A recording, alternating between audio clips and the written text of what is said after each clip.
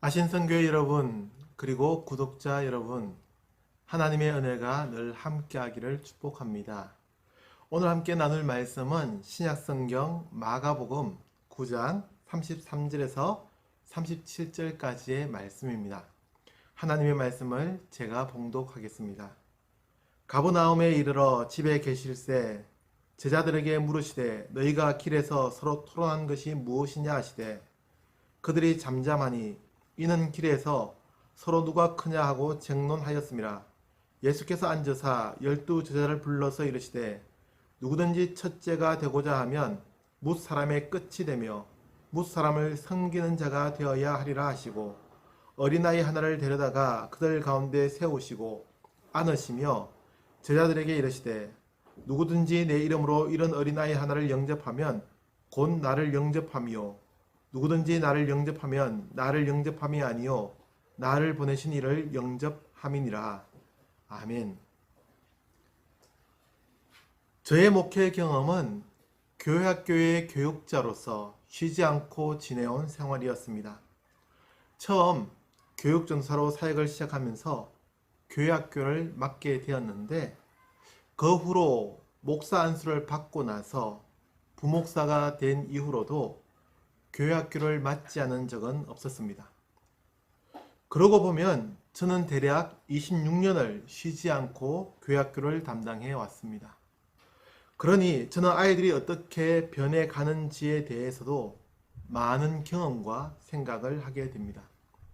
본문에 대한 소개는 정해진 시간이 많지 않기에 생략하겠습니다. 바로 우리 아신선교회 회원들은 교육에 대해서 어떻게 생각하는지를 묻는 것으로 이 시간을 시작하겠습니다. 여러분은 교육이 무엇이라고 생각하십니까? 교육을 정의하고 이야기하는 것은 다양할 수 있겠지만 사전적인 의미로 말하자면 사회생활에 필요한 지식이나 기술 및 바람직한 인성과 체력을 갖도록 가르치는 조직적이고 체계적인 활동이라고 되어 있습니다. 좋은 말이죠. 더 언급하지는 않겠습니다. 그러면 기독교 교육은 무엇이라고 할 수 있을까요? 역시 사전을 찾아보면 기독교에 관한 지식을 부여하며 기독교적 정서와 태도, 가치관, 생활 양식 따위를 함양하는 것을 목표로 하는 교육이라고 되어 있습니다.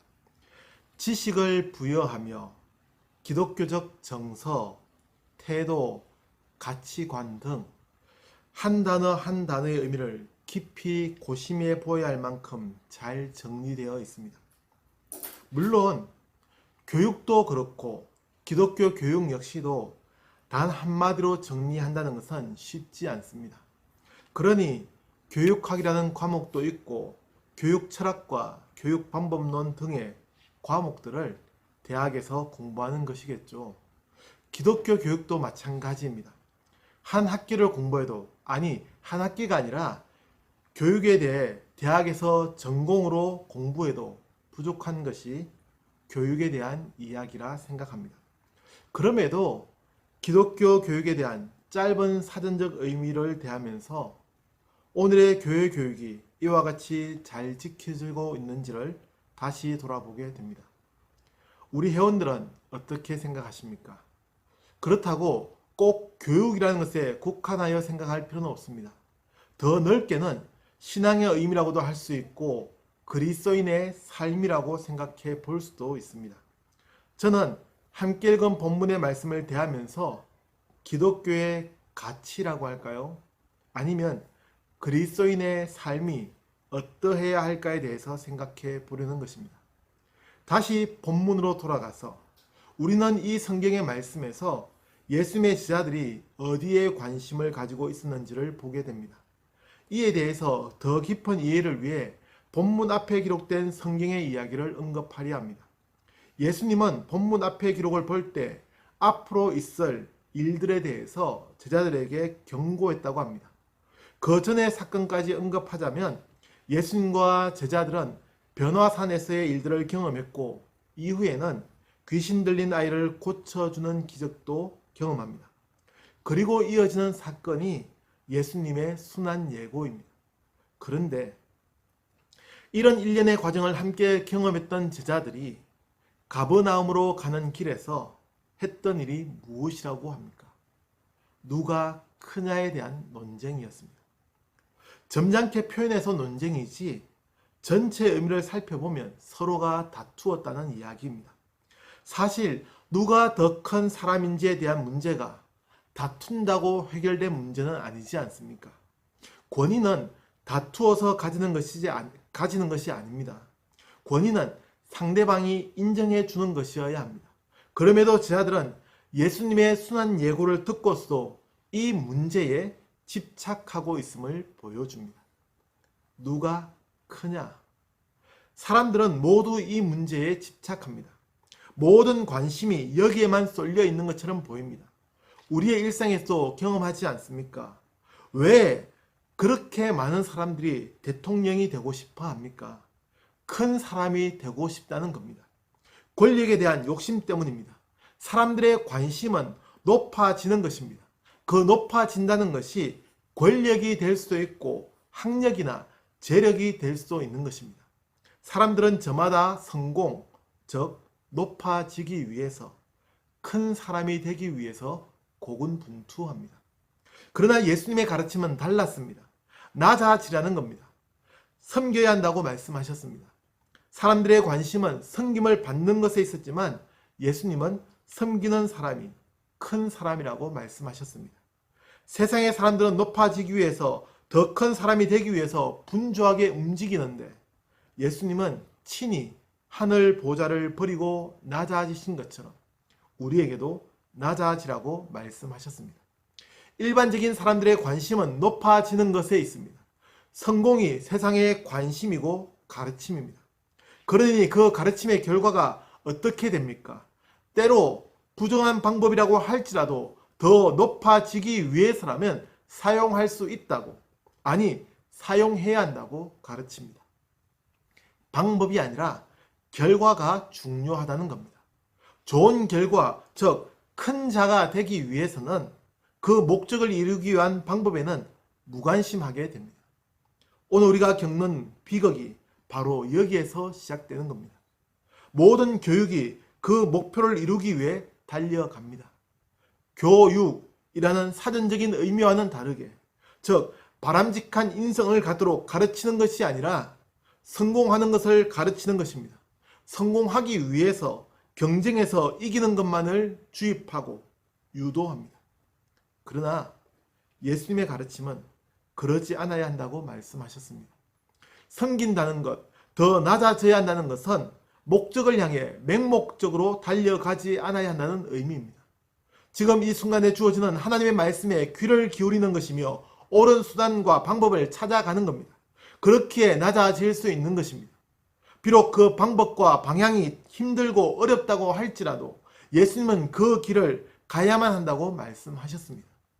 이 부분에서 우리는 예수님께서 왜 순환 예고를 하셨는지, 그리고 그 이후에 그냥 듣고 넘길 수도 있는 누가 크냐라는 논쟁에 관심을 가지시는지를 이해하게 됩니다. 예수님은 낮아지는 그 길, 고난의 그 길이 참으로 높아지는 길이라는 것을 제자들에게 알려주었습니다. 예수님은 섬기는 자가 되어야 한다는 가르침을 주신 이후에 어린아이 하나를 데려다가 제자들 가운데 세웠습니다. 그리고 하신 말씀, 37절의 말씀입니다. 누구든지 내 이름으로 이런 어린아이 하나를 영접하면 곧 나를 영접함이요. 세상은 사람의 가치를 평가합니다. 그 사람이 얼마만큼의 효용성이 있느냐에 따라서 평가하는 것이라고 생각하셔도 됩니다. 그래서 그 가치에 따라서 그 사람을 대우합니다. 교육이 필요한 이유도 자신의 가치를 높이기 위해서라고 합니다. 좋은 대학에 진학하고 좋은 직장에 취업하는 것, 그리고 좋은 사람을 만나 결혼하고 더 좋은 차와 더 넓고 안락한 집에 사는 것이 평가의 기준이 됩니다. 그리고 이러한 평가의 기준에 못 미치게 되면 그 사람의 가치는 하락하게 됩니다. 이 시대가 한 사람의 가치, 즉 효용성에 따라 평가하는 것에만 익숙해져 있기 때문입니다. 그리고 이런 현상은 안타깝게도 교회의 교육에서도 동일합니다. 일례로 기독교 내에서 이루어지는 대부분의 교육 관련 대회들은 세상의 기준에 입각한, 즉 효용성이라는 가치에 따라 평가됩니다. 아니요. 기독교는 누가 더 잘했느냐에 따라 평가하는 것이 아니라, 거기에 평가의 기준을 두는 것이 아니라 그 사람의 존재에 관심을 가져야 합니다. 현재의 교육 목적은 성경을 가르치고 기독교 역사를 가르치려 하는 것처럼 보일지 모르나 기독교의 가치관을 가르쳐 주지는 못하고 있습니다. 예수님은 한 아이를 데려다가 그 아이의 가치를 평가하지 않았습니다. 그 아이의 가치를 평가하셨다면 이 아이가 어느 지파의 아이인지, 하나님에 대한 믿음은 견고한지를 판단하신 이후에 이런 아이를 영접해야 한다고 말씀하셨을 텐입니다. 그러나 성경은 그 어디에도 이런 평가를 거친 이후에 아이를 영접하라거나 혹은 아이를 안고 축복하지 않았습니다. 아이라는 그 자체, 존재가 유일한 판단의 기준이었습니다. 우리는 여전히 예수님의 제자들이 누가 크냐라는 문제로 다투었던 것처럼 끝없는 경쟁을 하고 있습니다. 더 큰 자가 되기 위해, 더 높은 자리에 앉기 위해 애쓰고 있습니다. 오로지 경쟁의 관계, 경쟁의 구도만이 유지될 뿐입니다. 이런 시대의 기독교는 어디로 가야 하겠습니까? 그리스도인들은 어떤 사회를 꿈꾸며 만들어 가야 하겠습니까? 이제는 효용 가치에 따라 평가할 것이 아니라 존재만으로 존중하고 받아들여져야 합니다. 믿지 않는 사람들은 가치에 따라 평가하는 것이 정당하다고 공정한 방법이라고 주장할지 모릅니다. 그러나 그리스도인들은, 예수님께서 가신 그 길을 따르는 믿음의 사람들은 그 사람의 존재만으로 받아들일 수 있어야 합니다. 가치가 아니라 존재가 받아들여지는 교회, 그리고 이 나라가 되기를 기대합니다.